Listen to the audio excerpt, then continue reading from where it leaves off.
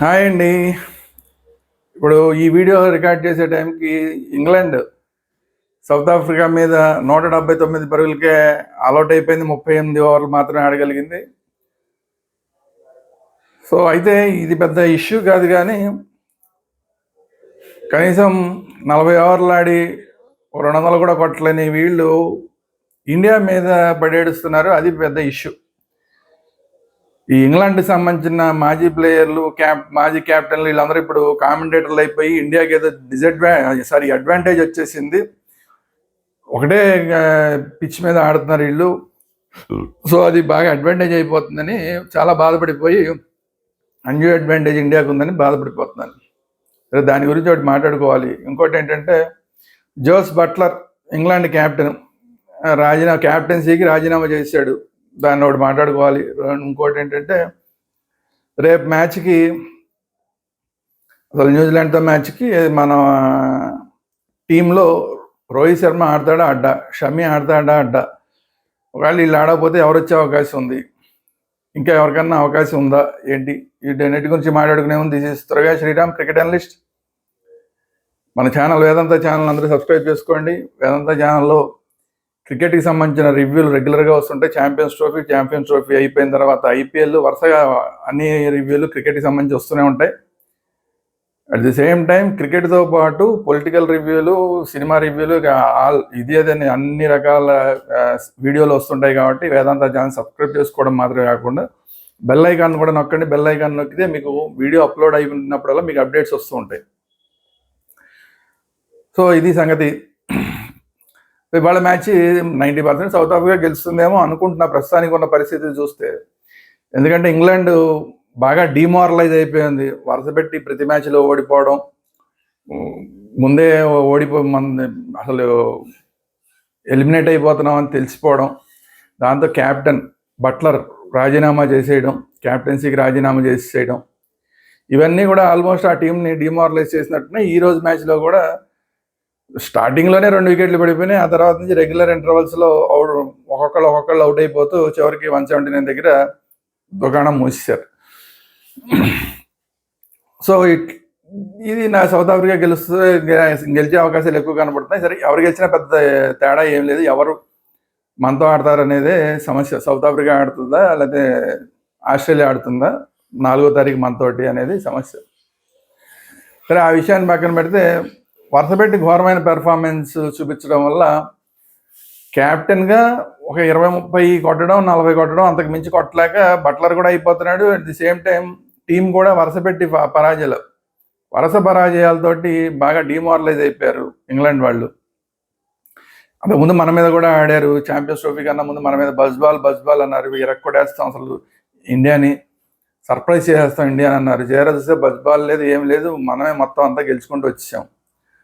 So దాంతో అక్కడే demoralise అయిపోయారు. కూడా ఛాంపియన్స్ ట్రోఫీలో కూడా వరుసపెట్టి ఓటములతోటి డిమారలైజ్ అయిపోయి చివరికి జట్టు వైఫల్యానికి బాధ్యత వహిస్తూ క్యాప్టెన్గా జోస్ బట్లర్ రాజీనామా చేశాడు. చూడాలి మరి ఇంకా నెక్స్ట్ మళ్ళీ ఎవరు వస్తారు అనేది, ఎవరు క్యాప్టెన్ అవుతారు ఇంగ్లాండ్ టీంకి నెక్స్ట్ రాబోయే సిరీస్లు అన్నిటిగాని. సో ఇదొకటైతే.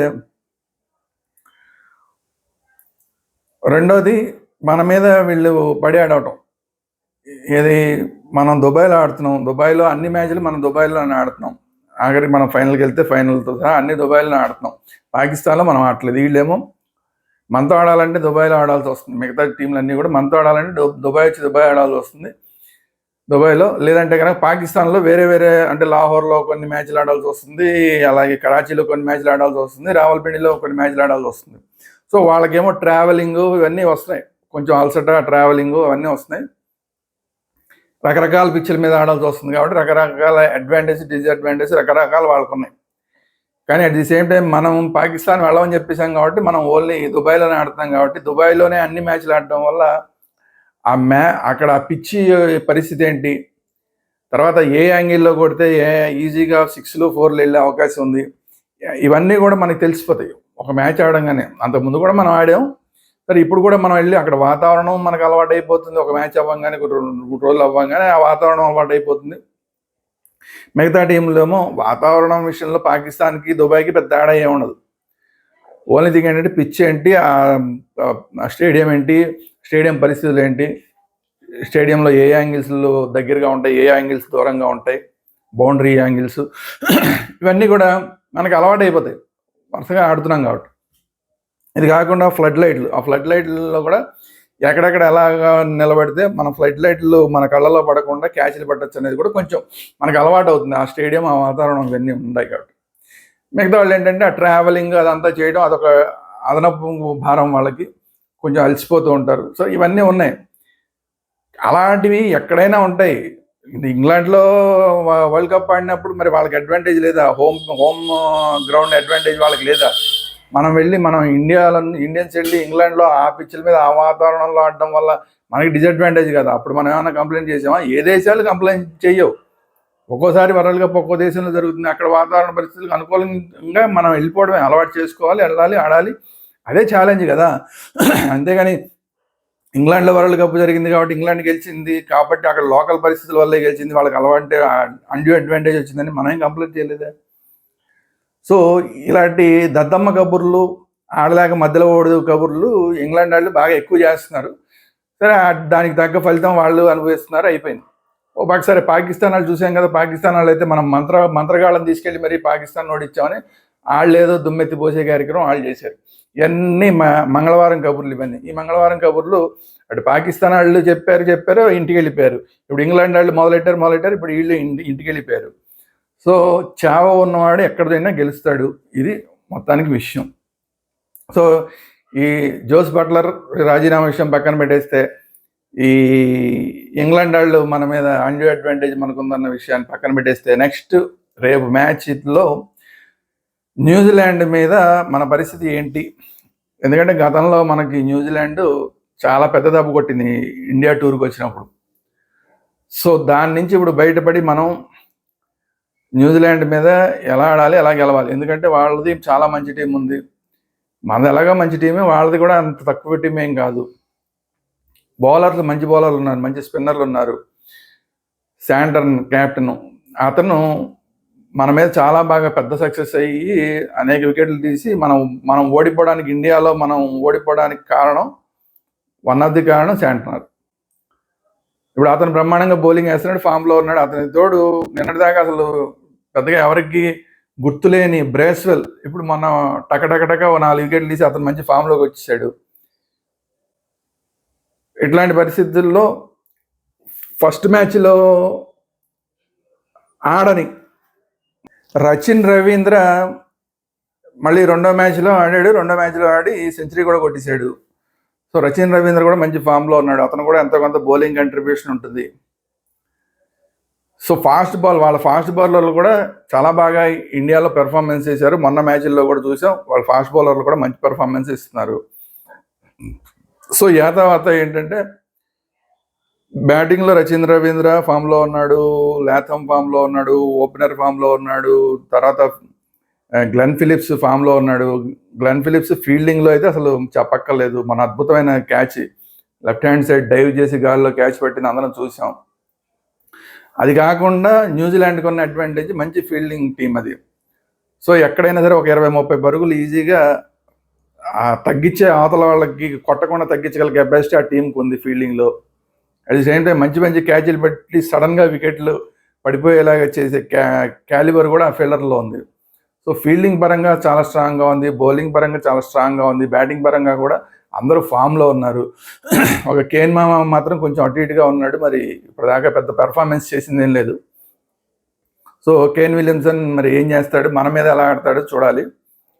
సో అది వాళ్ళ పరిస్థితి. వాళ్ళైతే మంచి ఫామ్లోనే ఉన్నారు. వాళ్ళు అయితే ఏంటంటే ఎవరు గెలిచినా ఎవరు ఓడినా రేపు మ్యాచ్ కూడా పెద్ద ఇష్యూ కాదు. వాళ్ళు గెలిచినా మనం గెలిచినా ఇష్యూ కాదు, ఇద్దరు సెమీఫిక్స్కి వెళ్ళిపోతున్నాం కాబట్టి. మరి ఇట్లాంటి పెద్ద ఇష్యూ కాదు, ఈ మ్యాచ్ ఆల్రెడీ డిసైడెడ్ కాబట్టి రిజల్ట్ అనేది సెమీస్కి ఎవరు వెళ్తారు ఏంటనేది ఆల్రెడీ డిసైడ్ అయిపోయింది కాబట్టి సీరియస్ మ్యాచ్ కాదు కాబట్టి రేపు మ్యాచ్లో అసలు రోహిత్ శర్మ క్యాప్టెన్ ఆడతాడా అనేది పెద్ద డౌట్గా ఉంది. ఎందుకంటే అతనికి హ్యామ్స్ట్రింగ్ ఉంది, కాళ్ళు కొంచెం ప్రాబ్లం ఉంది అంటున్నారు. బుధవారం నాడు ప్రాక్టీస్ చేయలేదంటున్నారు, కానీ శుక్రవారం నాడు ప్రాక్టీస్ చేశాడు అంటున్నారు. సరే ఫైనల్గా రేపు మ్యాచ్లో ఆడతాడా ఆడ్డా అనేది ఒక డౌట్. ఎందుకంటే ఆ తర్వాత మళ్ళీ 2 రోజుల్లోనే సీరియస్ మ్యాచ్ సెమీస్ ఉంది కాబట్టి అక్కడ చాలా అవసరం, రోహిత్ శర్మ అవసరం చాలా ఎక్కువ ఉంటుంది కాబట్టి రోహిత్ శర్మకి రెస్ట్ ఇస్తారా? ఎందుకంటే అది కొంచెం ఈ పట్టేయడం అనేది మళ్ళీ వస్తే కనుక మళ్ళీ రేపు మ్యాచ్లో ఆడి ఫీల్డింగ్లోనో ఎక్కడో మళ్ళీ పట్టేయడం జరిగితే ఆ తర్వాత మ్యాచ్, అసలు మ్యాచ్ కావాల్సిన నాకౌట్ మ్యాచ్ ఆడడానికి ప్రాబ్లం అయిపోతుంది. సో అంత రిస్క్ తీసుకుంటారా? రోహిత్ శర్మకి కాస్త రిలీఫ్ ఇచ్చి పక్కన పెట్టి వేరే వాళ్ళని తీసుకుంటారా అనేది క్వశ్చన్. 90% రోహిత్ శర్మ ఆడకపోవచ్చు. రోహిత్ శర్మ ఒకవేళ ఆడకపోతే కనుక శుభ్మన్ గిల్ డెబ్యూ చేస్తాడు కెప్టెన్గా ఇండియా టీంకి, అది కూడా ఛాంపియన్స్ ట్రోఫీలో. చూడాలి మరి ఏం జరుగుతుందో. ఒకవేళ రిషబ్ పంత్ వస్తాడు అంటున్నారు. రోహిత్ శర్మ 90% ఆడకపోతే రిషబ్ పంత్ 90% వచ్చే అవకాశం ఉంది.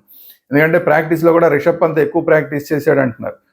ఎక్కువ ప్రాక్టీస్ చేశాడంటేనే ఆడటానికి అవకాశాలు ఎక్కువ ఉన్నాయని అర్థం. ఎందుకంటే లేదా అంత అవకాశం ఎవరు ప్రాక్టీస్లో రెగ్యులర్గా టీంలో నెక్స్ట్ మ్యాచ్ ఆడే వాళ్ళకే ప్రాక్టీస్లో ఎక్కువ టైం ఇస్తారు.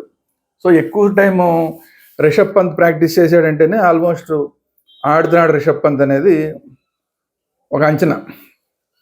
అయితే రిషబ్ పంత్ ఆడుతుంటే ఇప్పుడు మరి రిషబ్ పంత్ ఆడుతున్నాడు ఓకే, మరి ఓపెనింగ్ ఎవరు చేస్తారు అంటే యశస్వి జైస్వాల్ ఏమో 15లో లేడు, డైరెక్ట్గా వచ్చి ఆడడానికి లేదు. ఎందుకంటే రోహిత్ శర్మ మళ్ళీ నెక్స్ట్ మ్యాచ్ మళ్ళీ ఆడాలి కాబట్టి అది అవకాశం లేదు. ఎందుకంటే యశస్వి జైస్వాల్ని ఒకవేళ అర్జెంటుగా పిలిపించి ఆడిస్తే కనుక ఇంకా మళ్ళీ రోహిత్ శర్మను పూర్తిగా పక్కన పెట్టేసినట్టే అవుతుంది కాబట్టి ఆ అవకాశం లేదు. సో ఓపెనర్, రెగ్యులర్ ఓపెనర్ లేడు. రెగ్యులర్ ఓపెనర్ లేని టైంలో ఇప్పుడు మనం ఎవరితో వెళ్ళాలి అంటే కేఎల్ రాహుల్. కేఎల్ రాహుల్ని రకరకాల ప్లేసుల్లో ఆడిస్తున్నారు మన వాళ్ళు, ప్రయోగాలు మామూలుగా చేయట్లేదు కేఎల్ రాహుల్ మీద. సరే ఎనీవే తప్పనిసరి పరిస్థితుల్లో కేఎల్ రాహుల్ ఓపెనింగ్ చేయాల్సి వస్తుంది. So KL Rahul, Shubman Gill opening చేసే అవకాశం ఉంటుంది. మిడిల్ ఆర్డర్లో ఇప్పుడు కేఎల్ రాహుల్ వస్తున్న ప్లేస్లో మళ్ళీ రిషబ్ పంత్ వచ్చే అవకాశం ఉంటుంది. ఇది కాకుండా మహమ్మద్ షమీ కూడా అంత ఫిట్నెస్ కనిపించట్లా. ఎందుకంటే బౌలింగ్ చేస్తున్నాడు, మళ్ళీ కాసేపు వెళ్ళి మళ్ళీ పెవిలియన్లోకి వెళ్ళి కూర్చుంటున్నాడు, మళ్ళీ వస్తున్నాడు, మళ్ళీ బౌలింగ్ చేస్తున్నాడు, మళ్ళీ పెవిలియన్లో కూర్చుంటున్నాడు. అంటే పూర్తి ఫిట్నెస్ లేదని అర్థం. ఇలా పూర్తి ఫిట్నెస్ లేనప్పుడు ఈ రిజల్ట్ తోటి మ్యాచ్ గెలిచినా ఓడినా పెద్దగా తేడా లేదన్న మ్యాచ్ల్లో రిస్క్ చేయడం కన్నా కూడా షమీకి కూడా 90% కొంచెం కూర్చోబెట్టేసే అవకాశం ఉంది, రెస్ట్ ఇచ్చే అవకాశం ఉంది. రెస్ట్ ఇచ్చి హర్షదీప్ సింగ్ తీసుకొచ్చే అవకాశం ఉంది. ఎందుకంటే హర్షదీప్ సింగ్ ఛాంపియన్స్ ట్రోఫీలో ఉన్నాడు కానీ ఇప్పుడు దాకా ఆడాల. సో అతను కూడా ఆడాలని అనుకుంటాడు కాబట్టి, అతను కూడా ఆడించాలని టీం కూడా అనుకుంటుంది కాబట్టి ఇది ఒక అవకాశం. సో హర్షదీప్ సింగ్ కూడా ఆడే అవకాశం ఉంది. అయితే మరి స్పిన్నర్ల పరిస్థితి ఏంటి అంటే వరుణ్ చక్రవర్తిని ప్రత్యేకించి తీసుకొచ్చారు. ఇంగ్లాండ్ మీద అద్భుతంగా బౌలింగ్ చేశాడు, ఎరగ తీశాడు అని చెప్పి పర్టికులర్గా తీసుకొచ్చారు కానీ ఇప్పుడు దాకా ఆడడానికి అవకాశం రాల. సో వరుణ్ చక్రవర్తిని పెట్టాలా? ఇప్పుడు వరుణ్ చక్రవర్తిని పెడితే ఎవరిని తీసేయాలి? కుల్దీప్ యాదవ్ని తీసేయాలి. ఎవరిని తీసేయాలి? ఎందుకంటే కుల్దీప్ యాదవ్ మళ్ళీ మనం బాగానే వికెట్లు తీసాడు. మరి అలాంటప్పుడు కుల్దీప్ యాదవ్ని పక్కన పెట్టేసి మళ్ళీ వరుణ్ చక్రవర్తిని తీసుకొస్తారా? లేదా మళ్ళీ వాషింగ్టన్ సుందర్ పరిస్థితి ఏంటి? వాషింగ్టన్ సుందర్ని తీసుకొస్తే కూడా మంచి ఆప్షన్ అవుతుంది. ఎందుకంటే అక్కడ లెఫ్ట్ హ్యాండ్ బ్యాట్స్మెన్ ఎక్కువ ఉన్నారు కాబట్టి వాషింగ్టన్ సుందర్ అయితే బాగుంటుందని అనుకుంటున్నారు అందరూ. కానీ వాషింగ్టన్ సుందర్ని పెట్టుకోవాలంటే ఎవరిని తీసేయాలి? మళ్ళీ అక్షర్ పటేల్ తీసేయాలి, లేదంటే జడేజాని తీసేయాలి. ఈ రెండు ఛాన్సే లేదు. ఎందుకంటే అక్షర్ పటేల్ బ్యాటింగ్ బాగా చేస్తున్నాడు, బౌలింగ్ రెగ్యులర్ వికెట్లు తీస్తున్నాడు. At the same time Jadeja కూడా అంతే. సో అందువల్ల వాళ్ళిద్దరిని తీసి అనవసరంగా ఇప్పుడు శుభ్రంగా హ్యాపీగా వెళ్తున్న టీంని అనవసరంగా మొత్తం ఖరాబ్ చేసినట్టు అవుతుంది. ఓ పక్కన రిషబ్ పంత్ వచ్చిన తర్వాత ఓపెనింగ్ మారిపోయి రోహిత్ శర్మ ఆడని పరిస్థితుల్లో ఓపెనింగ్లో ఎవరు మొత్తం ప్లేయర్స్ మారిపోయి మళ్ళీ డౌన్ ఆర్డర్లన్నీ మారిపోయి ఓ పక్కన ఇన్ని ఇది జరుగుతుంటే మళ్ళీ స్పిన్నర్లను కూడా తీసుకొచ్చి ఆ స్పిన్నర్లో బాగా ఆడుతున్న స్పిన్నర్లో ఒకరిని తీసి ఎవరో వాళ్ళకి మళ్ళీ ఆడటానికి అవకాశం ఇవ్వాలి కాబట్టి ఇంకో స్పిన్నర్ని తీసుకొచ్చి ఇదంతా మొత్తం గందరగోళం ఏర్పరుస్తుంది. మరి అలా చేస్తారా? ఎందుకంటే ఆల్రెడీ గెలుస్తూ వెళ్తున్నాం కాబట్టి జనరల్గా అంత మార్పులు చేసే అవకాశాలు ఉండవు. కానీ మన వాళ్ళు ఏం ఆలోచిస్తారు ఏంటి? ఎందుకంటే అక్కడ గంభీర్ ఉన్నాడు కాబట్టి గంభీర్ ఏ నిమిషానికి ఏం ఆలోచిస్తాడు, ఏ నిమిషానికి ఏ డెసిషన్ తీసుకుంటాడు చెప్పలేం. కాబట్టి మరి లాస్ట్ మినిట్లో ఏం డెసిషన్ తీసుకుంటాడు చూడాలి. సో ఏది తీసుకున్నా కూడా రెండు టీంలు కూడా రేపటి మ్యాచ్లో రెండు టీంలు కూడా సరిసమానమైన పరిస్థితిలోనే ఉన్నాయి. బ్యాటింగ్లో కానీ, బౌలింగ్లో కానీ, ఫీల్డింగ్లో కొంచెం మనకన్నా వాళ్ళే బెటర్ టీం అని గట్టిగా చెప్పచ్చు. సో ఫీల్డింగ్లో మాత్రం మనకన్నా బెటర్ టీము, కానీ స్పిన్నర్స్ విషయంలో వాళ్ళకన్నా బెటర్ స్పిన్నర్లు మన దగ్గరే ఉన్నారు, కానీ వాళ్ళు కూడా ఫామ్లో ఉన్నారు. అది విషయం. బౌలర్ల విషయంలో కూడా అంటే మనకి బుమ్రా లేడు తప్ప మిగతా వాళ్ళు వాళ్ళ బౌలర్లు ఎలాగో మన బౌలర్లు కూడా సేమ్. ఇద్దరు ఎవరు తక్కువ వాళ్ళని మనం ఏమని చెప్పడానికి అవకాశం లేదు. సో ఫాస్ట్ బౌలింగ్ విభాగంలో ఇద్దరు సమానంగా ఉన్నట్టే అనుకోవచ్చు. స్పిన్ విభాగంలో మనదే బెటర్ స్పిన్ టీం అవుతుంది, కానీ స్పిన్ని బాగా ఆడగలరు వాళ్ళు కూడా. మనం ఎలాగ స్పిన్ని బాగా ఆడగలము, న్యూజిలాండ్లో కూడా స్పిన్ని బాగా ఆడగలరు కాబట్టి సో అది కూడా పెద్ద అడ్వాంటేజీ కాదు, డిసడ్వాంటేజీ అవ్వదు. ఫీల్డింగ్ ఓవరాల్గా ఫీల్డింగ్ అనేది చాలా తేడాన్ని చూపించే అవకాశం ఉంది రేపు మ్యాచ్లో, ఎవరు గెలుస్తారు ఎవరు గెలవరు అనేది. బ్యాటింగ్లో కూడా అంతే, వాళ్ళు ఎలాగో అందరూ ఫామ్లో ఉన్నారు, ఒక కేన్ విలియమ్స్ తప్ప మిగతా అందరూ ఫామ్లోనే ఉన్నారు కాబట్టి సరే కేన్ విలియమ్స్ కూడా ఓకే, ఫామ్లో లేడని నేను చెప్పలేము. సో బ్యాటింగ్ పరంగా కూడా వాళ్ళది స్ట్రాంగ్గానే ఉంది, మనది అంతగా స్ట్రాంగ్గా ఉంది. సో ఆల్మోస్ట్ సమఉజ్జీల కింద లెక్కేసుకోవచ్చు. 2 సమఉజ్జీ టీంల మీద రేపు మ్యాచ్ జరగబోతుంది కాబట్టి మ్యాచ్ ఎలా జరుగుతుంది, ఇంట్రెస్టింగ్గా జరుగుతుందా లేదా అనేది ఇంట్రెస్ట్ తప్ప రిజల్ట్ మీద ఎవరికి పెద్ద ఉత్సాహం కానీ, ఉత్సుకత కానీ, పెద్ద టెన్షన్ కానీ అవన్నీ ఏమి లేవు. చూద్దాం మరి రేపు మ్యాచ్లో ఎవరు ఆడతారు ఎవరు ఆడరు.